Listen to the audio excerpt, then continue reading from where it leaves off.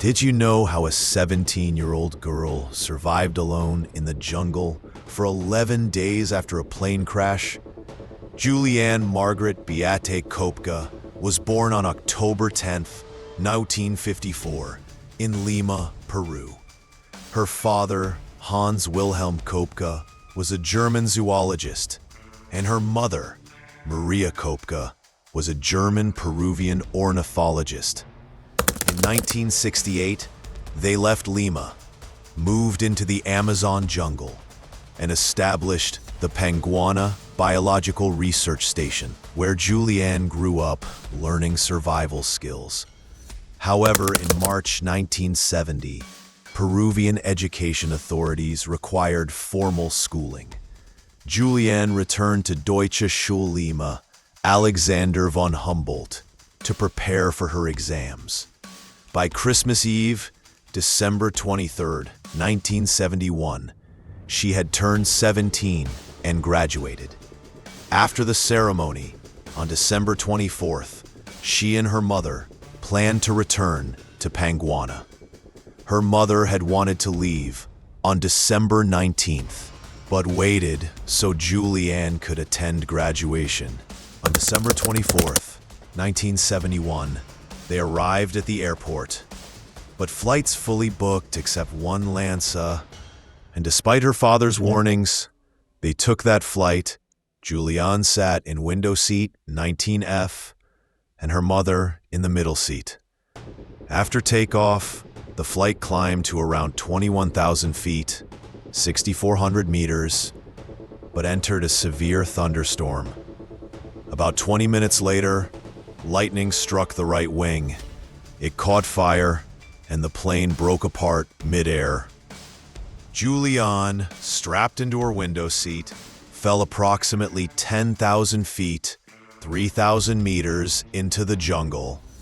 The seat harness acted like a parachute. The seat row's rotation slowed her descent, and dense foliage cushioned the impact. Despite this, her injuries were severe.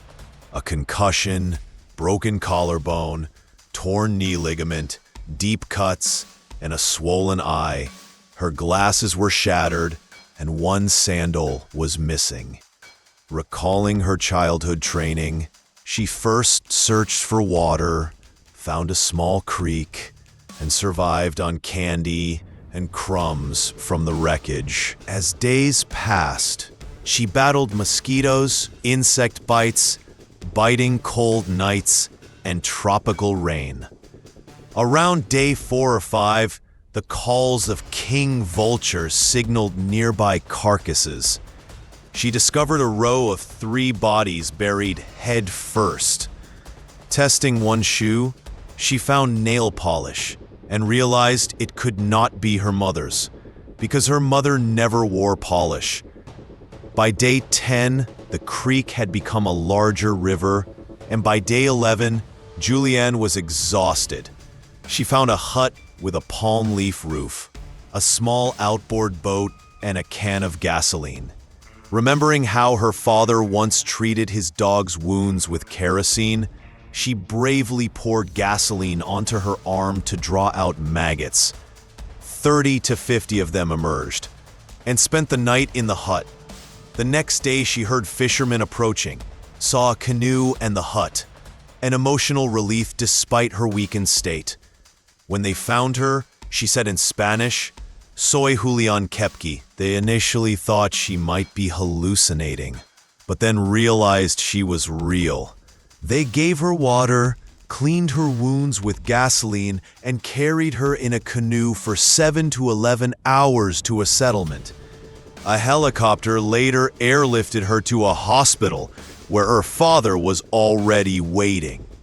Afterward, Julianne assisted with the crash site excavation. Out of 92 people on board, 91 died, including her mother. 14 passengers initially survived the fall but died before rescue. Her mother's body was recovered on January 12th. 1972, Julianne returned to Germany, studied biology at the University of Kiel, earned a doctorate in mammalogy, and in 1989 married entomologist Eric Diller. In 2000, following her father's death, she became director of Panguana Station. Her memoir, When I Fell from the Sky, Als ich vom Himmel fiel, was published in 2011 and received literary acclaim. In 1998, Werner Herzog made the documentary Wings of Hope, featuring Julianne returning to the crash site and reflecting on her experience. In her own words, the seat harness, the storm's updraft, the seat rose auto-rotation, and the dense foliage shaved her life.